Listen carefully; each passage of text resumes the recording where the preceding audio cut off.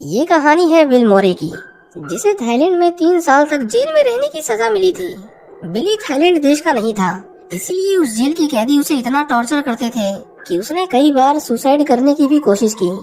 Jail में होकर भी लगभग हर एक कैदी के पास धारदार हथियार थे, जो बिली का गला काटने के लिए हमेशा तैयार रहते थे।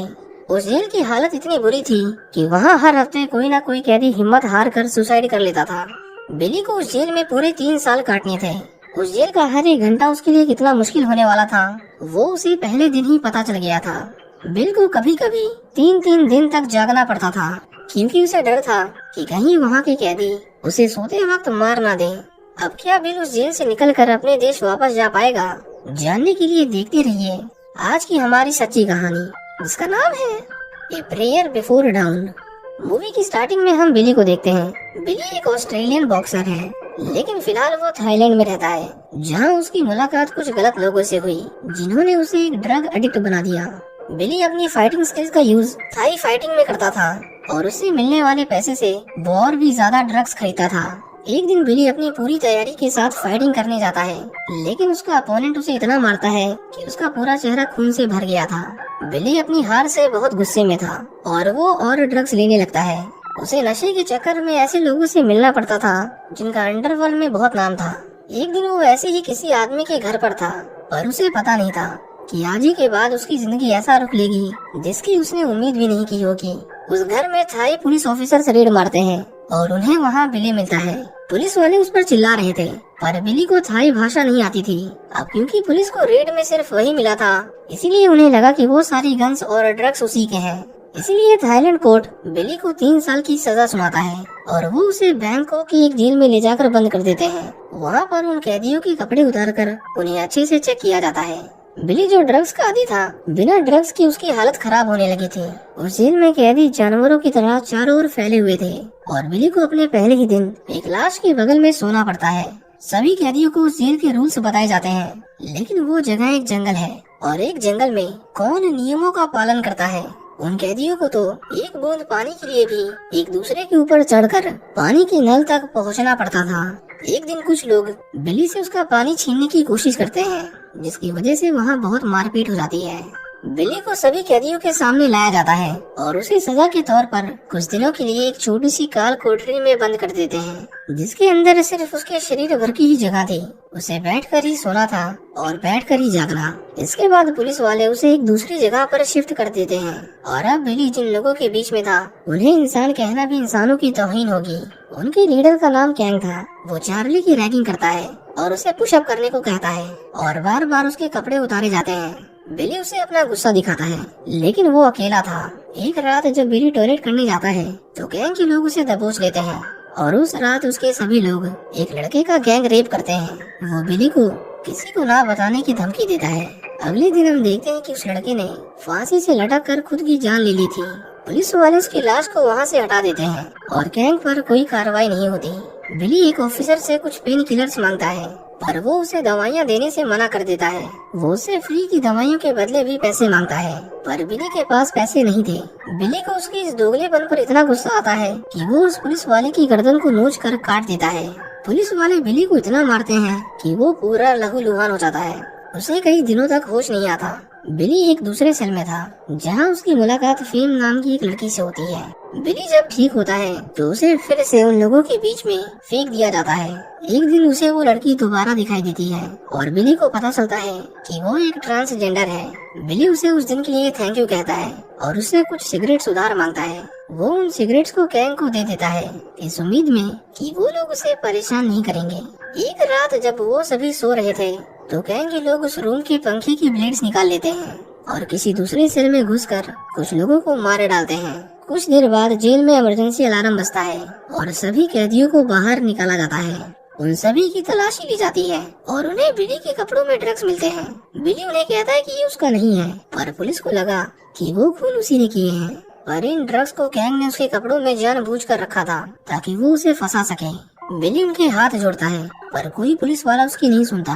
बिली उन्हें वो टी शर्ट पहनकर दिखाता है। पुलिस वाले देखते हैं कि वो कपड़े तो उसे छोटे पड़ रहे थे, जिसके बाद वो गैंग को पकड़ लेते हैं और उसे मार मार कर सच्चाई निकलवा लेते हैं। उसकी चीखें लाउड स्पीकर से सभी सुन रहे थे और कैंग के लोग थोड़ा घबरा गए थे। बिली खुश था कि उसे थोड़े समय तक कैंग के लोग परेशान नहीं करेंगे। अब क्योंकि बिली एक ड्रग एडिक्ट था, इसीलिए उसने एक पुलिस वाले को उसके लिए ड्रग्स लाने के लिए मना लिया था, जिसके बदले बिली उसे कुछ पैसे देता था। लेकिन एक दिन वो ऑफिसर उसे कहता है कि वो चाहता है कि वो 2 मुस्लिम लोगों को मारे, तभी वो उसे और ड्रग्स लाकर देगा। बिली ड्रग्स के लालच में उन लोगों को बहुत मारता है, लेकिन उसे एहसास होता है कि उसने गलत किया है। अब उसके अंदर की सहन शक्ति ने जवाब दे दिया था, इसीलिए एक दिन वो एक ब्लेड से अपनी नसें काट लेता है। पर उसके मरने से पहले कुछ लोग उसे देख लेते हैं और उसकी जान बच जाती है। कुछ हफ्तों के बाद वो फिर से ठीक हो गया था, लेकिन उसे जीने के लिए एक मकसद की जरूरत थी, इसलिए वो डिसाइड करता है कि वो अपनी बॉक्सिंग को फिर से कंटिन्यू करेगा। उस जेल के अंदर एक स्पोर्ट्स सेक्शन भी था, लेकिन वो लोग बिली को अंदर घुसने नहीं देते और गाली देकर भगा देते हैं। उस जेल के अंदर वो लोग सिगरेट्स को एक करेंसी की तरह इस्तेमाल करते थे, मतलब सिर्फ सिगरेट दो और उन्हें जो चाहिए वो मिल जाएगा। बिली वहाँ के कैदियों से सिगरेट्स की बैटिंग करता है, जिसमें वो जीत जाता है, पर जीतने के बाद भी वो लोग उसे पहले दिन सिगरेट नहीं देते। लेकिन किसी तरह धीरे धीरे वो बहुत सारी सिगरेट इकट्ठा कर लेता है, जिसके बदले में उसे बॉक्सिंग क्लब में एंट्री मिल गई थी। बिली वहाँ पर प्रैक्टिस करता था। एक दिन ट्रेनर उसे एक थाई बॉक्सर से लड़ने को कहता है, पर जब बिली उसे लड़ने जाता है तो बहुत मार खाता है। बिली के अंदर अब किसी चीज का डर नहीं था, उसके अंदर था तो बस गुस्सा, बहुत सारा गुस्सा।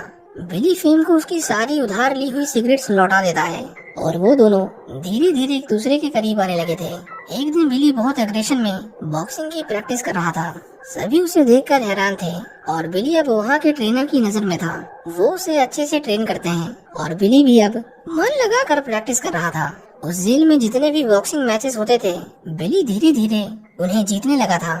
एक दिन जेलर उसे अपने पास बुलाता है और कहता है कि अब हम देश की दूसरी जेलों के साथ बॉक्सिंग मैच में कम्पीट करने वाले हैं, और वो उसमें कम्पीट करने के सारे क्राइटेरिया को मीट करता है। जेलर उसे जेल की तरफ से बॉक्सिंग करने का ऑफर देता है, जिसके लिए बिली उसे तुरंत ही हाँ कर देता है। बिली पहला फॉरेनर बॉक्सर था जो जेल की थाई बॉक्सिंग में कम्पीट करने वाला था, लेकिन उसके पास खुद को ट्रेन करने के लिए सिर्फ 2 महीने थे। जेलर उसका ट्रांसफर बॉक्सिंग सेल में करवा देता है। वहाँ पर वो कैदी थे जिनके अंदर थोड़ी बहुत इंसानियत बची हुई थी। जब बिली अपने सेल से जा रहा था तो गैंग के लोग उसे जलन की निगाहों से देख रहे थे, लेकिन उसमें से कुछ लोग उसके जाने से खुश भी थे कि कम से कम कोई तो इस नरक से निकला। नए सेल के अंदर बिली की लाइफ बहुत अच्छी थी, उसे परेशान करने वाला अब कोई नहीं था, लेकिन इन सब की कीमत थी जो था वो बॉक्सिंग मैच। अगर वो उसे हार जाता है तो वो लोग उसे दोबारा उसी नरक में फेंकने से पहले एक बार नहीं सोचेंगे। सभी मिलकर बिली को स्ट्रॉन्ग करने में जुटे हुए थे, लेकिन एक दिन बिली देखता है कि फेम किसी और लड़की के साथ थी। वो उससे इसके बारे में बात करना चाहता था, पर वो उसे वहाँ से जाने के लिए कहती है, जिससे बिली को बहुत गुस्सा आता है और वो उसके ऊपर चिल्लाने लगता है। वो उसे चीटर कहता है। बिली को बार बार उसी की याद आ रही थी, इसलिए वो ठीक से प्रैक्टिस नहीं कर पा रहा था। वो अपने साथ के अपोनेंट को खुद को मारने के लिए कहता है, लेकिन जब वो ऐसा नहीं करता तो बिली उसे ही मारने लगता है। पुलिस वाले उसकी इस बर्ताव को देखकर उसे फिर से जेल में डाल देते हैं, लेकिन बिली का गुस्सा अभी भी शांत नहीं हुआ था। जैसे जैसे दिन बीतते जाते हैं, बिली को एहसास होता है कि ये गुस्सा उसके लिए ठीक नहीं, और वो उसी जेल के अंदर प्रैक्टिस शुरू कर देता है। पुलिस वाले जब उसे जेल से निकालते हैं तो बिली अपने सेल में दोबारा जाता है। उसके साथी कैदी उस पर बहुत गुस्सा थे। बिली उन लोगों से अपने किए के लिए माफी मांगता है। उन सभी ने उसे माफ भी कर दिया था और वो फिर से बिली को ट्रेन करने लगते हैं। बिली अब शांत रहने के लिए मेडिटेशन करने लगा था। एक दिन उनके सेल में कैदियों का मन बहलाने के लिए एक सिंगिंग प्रोग्राम अरेंज किया जाता है, जिसमें फेम गाना गाती है। बिली उसे गाता देखकर बहुत खुश था, क्योंकि वो समझ गया था कि ये उसकी दुनिया नहीं है। उसे अपने घर वापस जाना है, जहाँ उसका परिवार उसका इंतजार कर रहा है। एक दिन बिली को कैंग के लोग चारों तरफ से घेर लेते हैं। कैंग उससे पैसे मांगता है, पर बिली के पास पैसे नहीं थे। कैंग को HIV की बीमारी थी। वो अपने इन्फेक्टेड खून से बिली को भी इन्फेक्ट करने वाला था, ताकि वो बीमार हो जाए और बॉक्सिंग मैच में कम्पीट न कर पाए। बिली उसे कहता है कि बॉक्सिंग मैच जीतने के बाद उसे जो कुछ भी मिलेगा वो उन्हें दे देगा, जिसके बाद वो उसे छोड़ देते हैं। बिली को पता था कि उसकी लाइफ आसान नहीं है, लेकिन आगे जो होने वाला था उसके लिए वो शायद कभी तैयार ही नहीं था। एक दिन प्रैक्टिस करते करते बिली को पेट में दर्द होने लगता है, लेकिन वो अपने ट्रेनर को कुछ नहीं बताता और अकेले में जाकर खून की उल्टियाँ करने लगता है। बिली अधमरी हालत में वहीं पर पड़ा हुआ था। अगले दिन हमें पता चलता है कि ड्रग की ओवरडोज और बॉक्सिंग की वजह से बिली को हार्निया नाम की बीमारी हो गई है। हार्निया में पेट की आंतें अपनी प्रोटेक्शन वॉल से डिसलोकेट हो जाती हैं, जिससे इंटरनल ब्लीडिंग होने का खतरा होता है। डॉक्टर्स उसे बताते हैं कि अगर उसने ये फाइट की तो इसमें उसकी जान भी जा सकती है, इसलिए वो उसे पीछे हटने की सलाह देते हैं। लेकिन बिली अपने इस आखिरी मौके को नहीं खोना चाहता था, वो लड़ना चाहता था। इसके बाद हम देखते हैं कि वो दिन आ चुका था जिसका सभी इतने दिनों से इंतजार कर रहे थे। मैच के दिन देश के अलग अलग जेलों से बॉक्सर्स आए थे। बिली उनसे फाइट करता है और एक एक करके सभी को नॉक करता जाता है और अंत में वो आखिरी थाई बॉक्सर को भी बहुत कम पॉइंट डिफरेंस में हरा देता है और इस तरह बिली ने उस बॉक्सिंग मैच को जीत लिया था। सभी उसकी जीत से बहुत खुश थे, लेकिन तभी हम देखते हैं कि बिली को खून की उल्टियाँ होने लगती हैं और वो चक्कर खाकर गिर जाता है। जब उसे होश आता है तो वो एक हॉस्पिटल में था, उसके आसपास कोई नहीं था। वो जब अपने रूम से बाहर आता है तो वहाँ पर कोई सिक्योरिटी नहीं थी। बिली उस हॉस्पिटल से बाहर निकल जाता है और वो इतने सालों में पहली बार बाहर की दुनिया देख रहा था। हम लोग जो हमेशा अपनी जिंदगी से शिकायत करते रहते हैं, जरा सोचो बिली ने उस दिन दुनिया को किस नजर से देखा होगा। उस दिन उसके लिए हर एक चीज परफेक्ट होगी। बिली कुछ देर शहर की गलियों में घूमता है और उसके बाद फिर से उस हॉस्पिटल में जाकर बैठ जाता है, जैसे अब उसे जिंदगी से और कुछ नहीं चाहिए।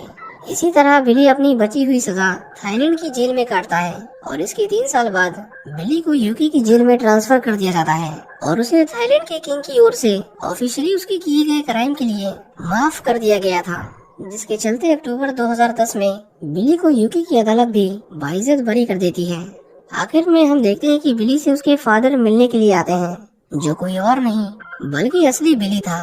ये मूवी बिली मोर की असली जिंदगी पर आधारित है, जिसने बाद में जाकर अपनी दास्तां को एक किताब के जरिए पूरी दुनिया को बताया और देखते ही देखते उसकी किताब इंटरनेशनल बेस्ट सेलर बन गई थी।